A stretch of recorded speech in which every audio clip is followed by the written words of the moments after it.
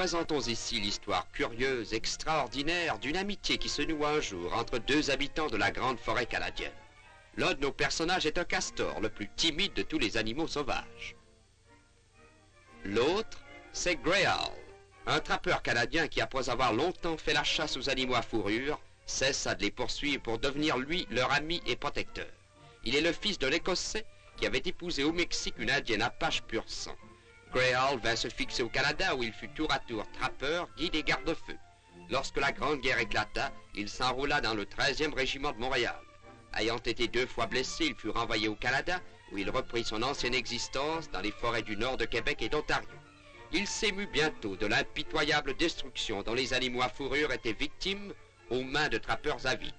Le castor surtout lui parut être sérieusement menacé. Les tortures du piège, la destruction des barrages et des huttes, la chasse incessante que l'on faisait à ce petit animal intelligent et sensible, tout cela contribua à faire naître dans l'esprit de Grey Owl un sentiment d'indignation. C'est alors qu'il prit sa grande décision. À partir de ce moment, il résolut de sauver le castor. Et aujourd'hui, il poursuit cette œuvre dans les grands parcs nationaux du Canada. Les castors sont désormais ses amis et ils ne le craignent aucunement lorsqu'ils visitent leur colonie. Il y a surtout un petit castor qui manifeste une amitié toute particulière pour Grey Owl. Celui-ci lui est très attaché, il l'appelle affectueusement petit frère. Ce sont 2 grands amis qui se connaissent depuis aussi longtemps que le petit animal peut se rappeler. Voici comment ils se rencontrèrent. Un jour que Grey Owl travaillait autour de son camp, il porta la vue vers la limite de la clairière et aperçut à sa grande surprise une boule de fourrure qui semblait rouler gauchement de son côté. C'était un tout jeune castor.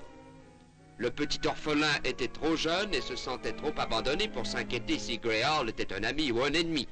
Pour la première fois depuis ce jour terrible, où il avait trouvé au bord du lac le cadavre de sa mère, raidi et dépourvu de sa fourrure, il rencontrait quelqu'un qui lui faisait bon accueil. Ce drame avait tout bouleversé sa jeune existence. Maintenant, il trouvait la paix et il entrevit l'avenir avec plus de sérénité. Il trouva même agréable cette nourriture d'un genre nouveau qu'on lui offrit. Mais malgré tout ce que cette vie nouvelle pouvait avoir d'étrange pour lui, il n'oublia pas que tout castor qui se respecte doit d'abord veiller à sa toilette. Sauf peut-être les jours où il s'amusait à lutter avec Madame Grey Owl, le petit frère se rendait à peine compte qu'il grandissait et se développait. Et quel appétit il avait! Sa maman aurait sûrement été fière de ses manières à table.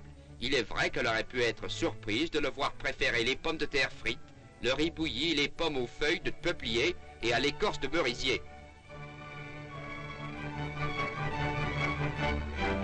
Cependant, malgré son existence heureuse et insouciante, si différente de celle qu'avaient menée ses ancêtres, il ne se laissait pas aller à la paresse. Il était surtout très soigneux de sa personne. C'était naturel chez lui comme chez tous les castors.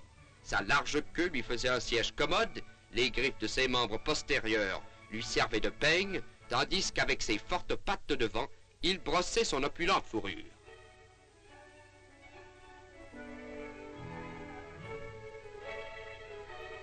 Un jour qu'il vaquait aux soins de sa toilette, en se chauffant au soleil, il aperçut soudain un autre castor qui venait vers lui en nageant.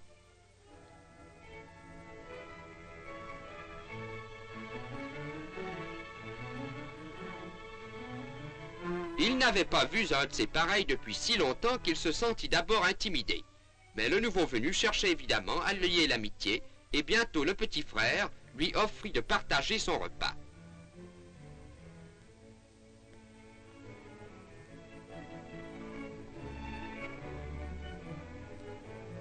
L'appel de la race fut si fort chez lui qu'il ne put résister à la tentation de partir avec son nouveau compagnon.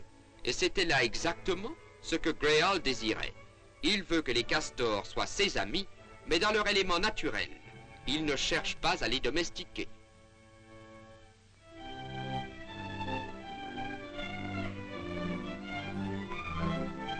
Mais même avec ses nouveaux amis, le petit frère trouve toujours le temps de recevoir Grey Owl lorsque celui-ci vient lui rendre visite.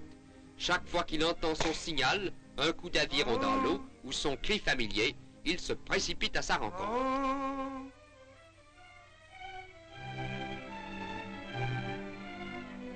Il sait que son vieil ami lui apporte dans le fond de son canot quelques morceaux de cette nourriture qui lui rappelle les jours heureux de sa jeunesse dans la cabane de Greyhound. Mais cette fois, l'entrevue ne se prolonge pas parce qu'il y a de la besogne à abattre dans la colonie des castors.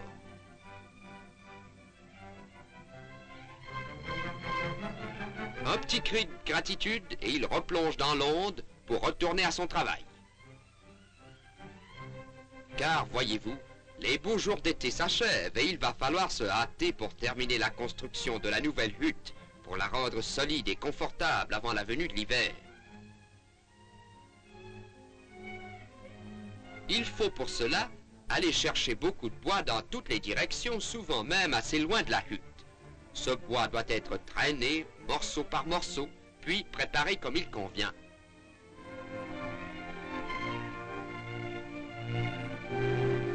C'est un dur labeur, et les flâneurs seraient mal vus autour d'une hutte de castors. Il faut dire que les castors n'ont pas la réputation d'être des feignants. Il y a généralement beaucoup de travail, de charpenterie à exécuter, pour que les matériaux s'agencent bien ensemble dans l'armature de la hutte. En plus de posséder des muscles solides, le castor est pourvu d'incisives qui sont pour lui l'outil le plus utile. D'ailleurs, il les tient aussi bien aiguisés qu'un menuisier ses ciseaux. Remarquez la rapidité avec laquelle il coupe une branche d'arbre.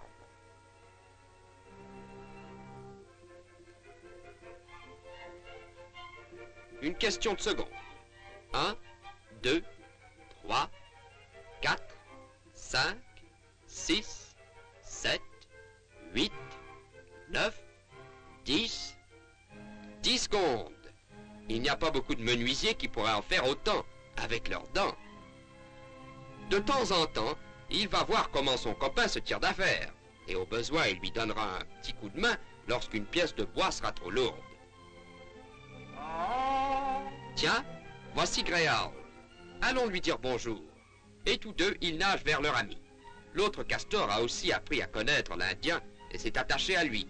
Il est probable qu'il leur apporte encore quelques friandises dans son canot. Mais il ne faut pas trop s'attarder, car les froids approchent et il reste encore tellement à faire avant le gel. Les castors font leurs adieux à Greyhound pour jusqu'au printemps et retournent à leur besogne. Ils continuent d'entasser les branches sur la hutte afin d'en renforcer la toiture et les côtés.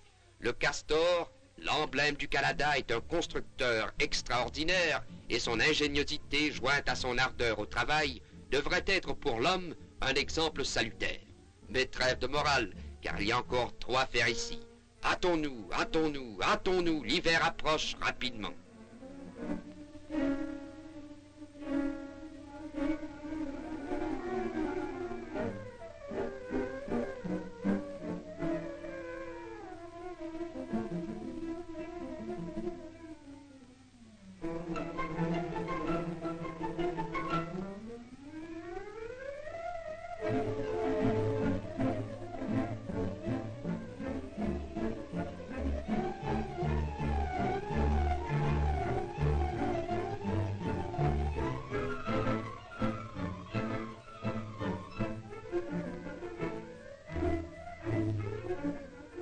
Après que la charpente de la hutte est montée, il faut s'occuper des enduits. Le castor ne possède pas d'outils perfectionnés pour ce travail. Il doit apporter avec ses pattes toute la boue nécessaire pour bien lier l'armature et il lui faut ensuite la fouler solidement en place. Et à propos, ce n'est pas avec sa queue, comme certains le croient, mais avec ses pattes d'avant que le castor applique l'enduit. Il ne se sert de sa queue que pour nager. Alors, toute la journée, sans se lasser, il s'acharne à sa tâche. Il sait que l'hiver sera rude et qu'il n'y a pas un instant à perdre. Peu à peu, les murs deviennent durs comme de la pierre. Ils pourront résister à la pression de la glace et les loups ou autres carnassiers ne pourront déranger les occupants de la hutte.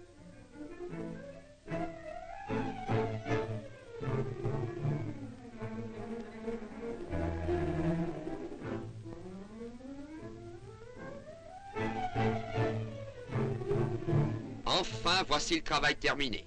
Peut-être faudra-t-il encore consolider l'entrée, mais c'est tout.